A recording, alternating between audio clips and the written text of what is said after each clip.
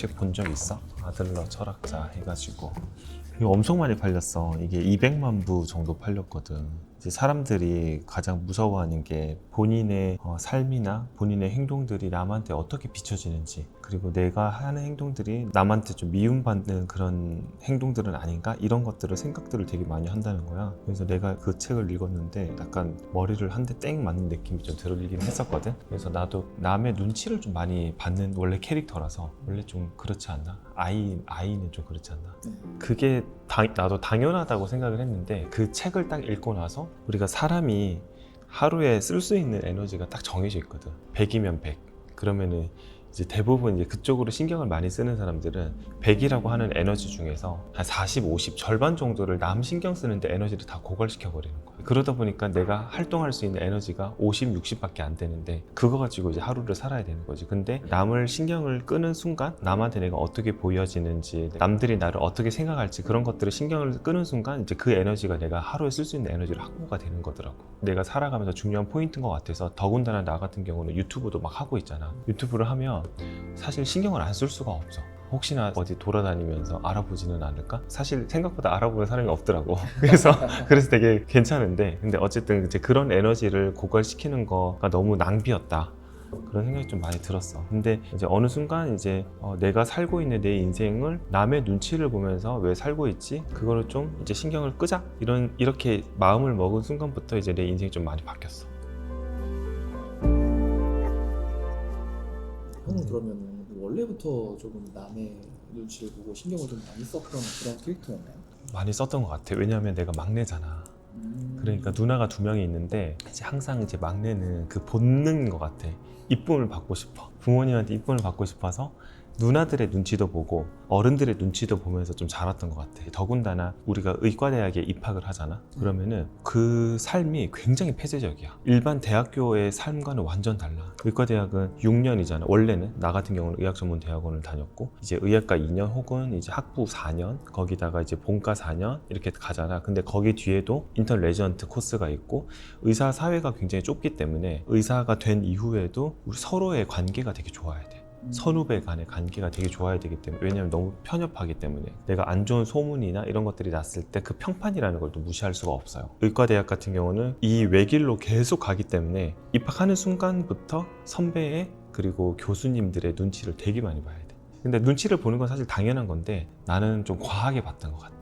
그래서 옛날에 나는 원래 술을 잘 못해. 술을 못하는데 이제 선배님들이 막 부르면, 그리고 교수님들이 부르면 시험 전날에도 나가가지고 이제 막 그랬던 기억들이 있는데, 그게 이제 내 삶이 굉장히 힘들었던 거지. 내가 그때 저 내일 시험입니다 하면서 이제 커트를 할 수 있을 정도의 용기가 있었다면, 근데 이제 나는 그렇게 커트를 하면 왠지 난 미워하지 않을까? 약간 그런 생각을 좀 했던 거지. 옛날부터 그렇게 좀 눈치를 보면서 좀, 그리고 남의 이제 생각에 이제 내가 굉장히 좀 많이 반응을 했던 것 같아.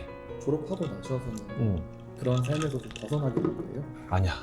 그렇지도 않고, 졸업하고 나서도 이제 우리가 인턴하고 레지던트도 하고, 그리고 이제 나 같은 경우는 유튜브도 이제 했잖아. 유튜브를 2018년도부터 시작을 했었는데, 그때 유튜브를 시작할 때 다른 이제 의사 선생님들한테 공격을 엄청 많이 받았어.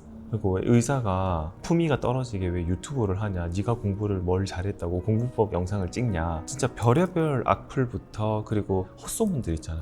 정말 뭐 말도 안 되는 없는 사실도 막 댓글에 달고, 그런 이제 악플들이 되게 많이 생기는 걸 보고 그때는 좀 좌절했었지.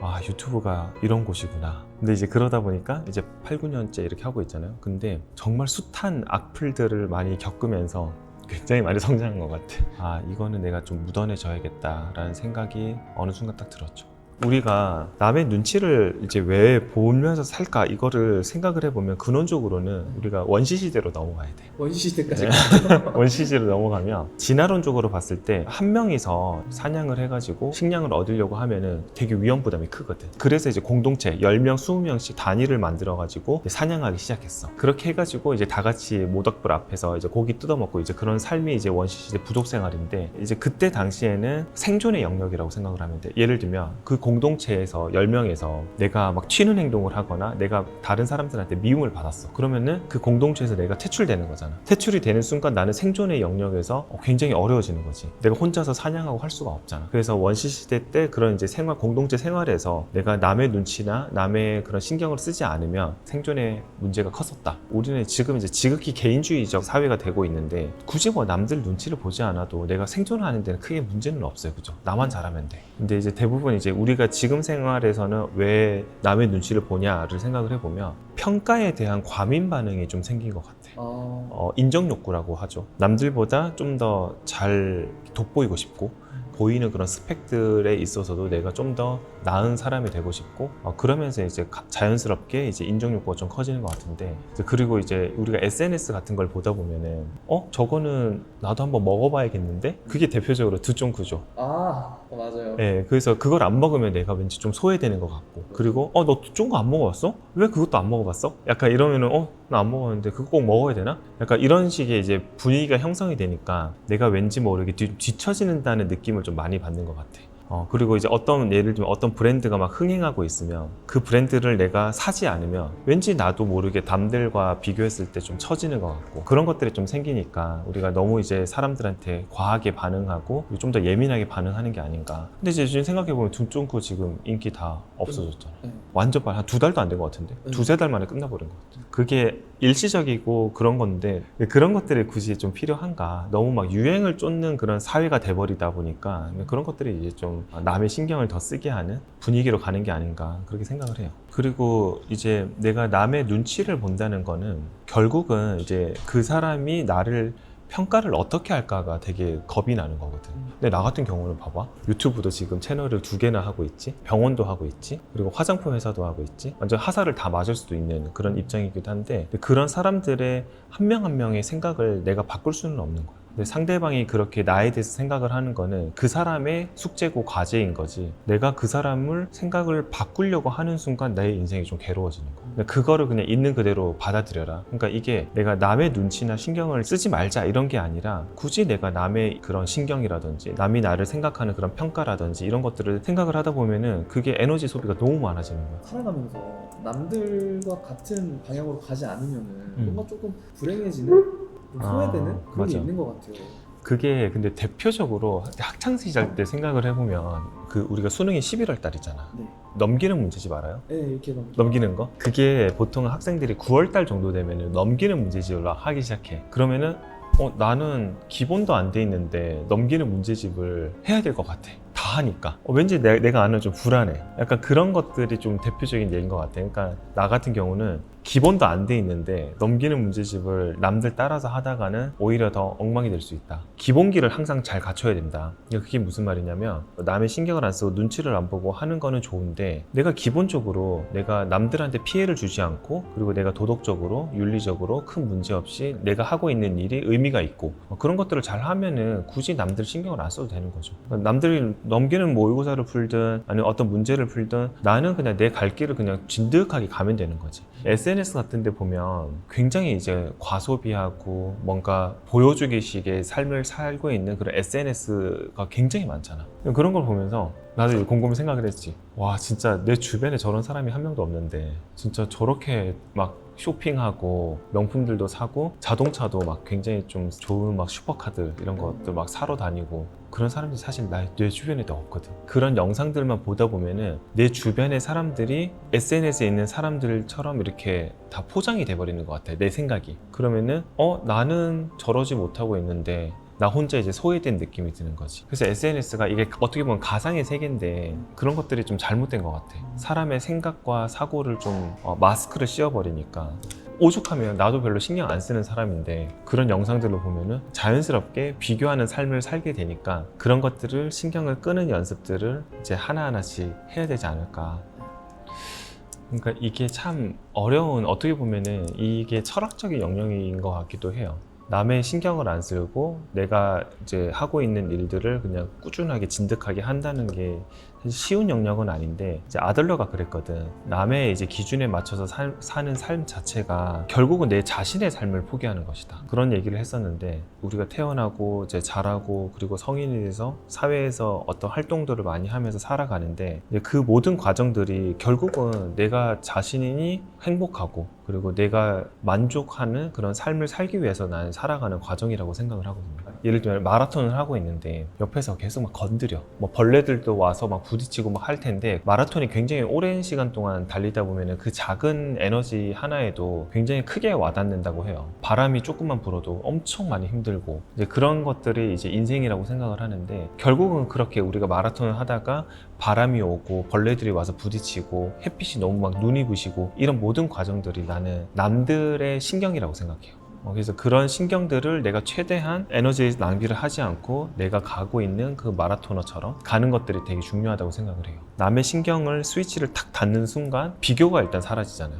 비교가 사라지면 당연히 질투도 사라질 거고 질투가 사라지면은 그런 이제 우리가 좀 긍정적인 에너지들도 좀 나올 거고 이제 그러다 보면은 이제 그 에너지를 기반으로 내가 갈 수 있는 길을 훨씬 더 잘 갈 수 있다라고 생각을 하거든요. 그 첫 번째 단추가 결국은 남의 신경을 끄는 거. 그렇게 꺼야지 내가 온종일 오늘 아침에 일어나서 오늘 하루 동안 할 수 있는 그런 이제 할당량들을 좀 아무 무리 없이 채울 수 있다. 그리고 조금 더 발전된 삶을 하루하루 살아갈 수 있다라고 생각을 해요. 이제 제가 보면 SNS 상에서 노출이 돼 있으니까 여기저기 이렇게 악플들도 많이 달고 하는데 이제 그런 것들을 이제 내가 하루 동안 막 신경 쓰고 또 저 어떤 악플을 사람들이 달까 이것들을 막 생각을 하다 보면은 뭐 걱정거리도 생기고 고민거리도 생기고 이제 그러다 보면은 그 하루가 망쳐버리는 거예요. 지금은 아예 그냥 사실이 아닌 것들을 막 얘기를 하는 거다 보니까 제가 신경을 아예 안 써요, 이제는.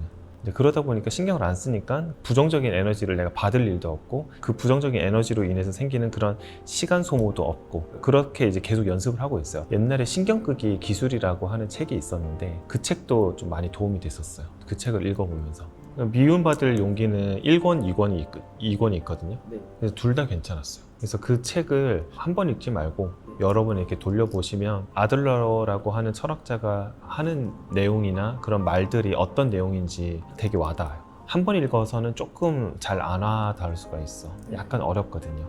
근데 이제 두 번, 세 번, 네 번 이렇게 읽다 보면은 훨씬 더 쉽게 좀 접할 수가 있어서 그거를 좀 추천드리고 싶습니다. 제가 지금 읽고 있는 책이 있어서 저는 얼굴이 아니라 마음을 고치는 의사입니다. 근데 확실히 저 같은 경우도 남의 신경을 그렇게 쓰지 않는 연습을 하다 보니까 에너지 소비가 확실히 적어지는 것 같아요. 그게 진짜 인생에서도 많이 도움이 된 것 같고 결국은 남의 생각과 남의 시선과 비난과 이런 것들을 생각하다 보면은 내 에너지가 다 고갈돼 버려요. 우리가 하루에 쓸 수 있는 에너지는 정해져 있다. 그래서 그 에너지를 최대한 보존하는 방향으로 우리가 생활을 해야 되는 게 아닌가. 저는 그렇게 생각을 합니다. 왜냐면 뭐 100명이 있는데 100명 모두가 나를 절대 좋아할 수는 없거든. 싫어하는 사람도 있을 거고 막 증오하는 사람도 있을 거고 그런 사람들이 다 있는데 이제 그거를 인정하고 그래 뭐 당신은 나를 싫어하고 당신은 나를 좋아하고 이런 생각으로 가다 보면은 훨씬 더 윤택한 삶을 살 수 있는 것 같습니다. 이제 어제 아이들이랑 교보문고를 갔는데 네. 이제 거기 가니까는 내 책이 크게 이렇게 있는 거야. 네. 애들이 반응이 어떤지 궁금해가지고 그거를 찍어왔거든. 아빠 책 한번 찾아봐. 있다. 자, 어떤 느낌이 드십니까? 어떤 느낌이 들어? 대단해요. 나 정말 영혼이 그래가지고 그 반응을 보고 내가 아주 깜짝 놀랐지. 신경 끄기가 어떤 건지 제대로 보여주더라고. 오늘도 기운 내서 일어나자 우리 매일 우릴 비춰주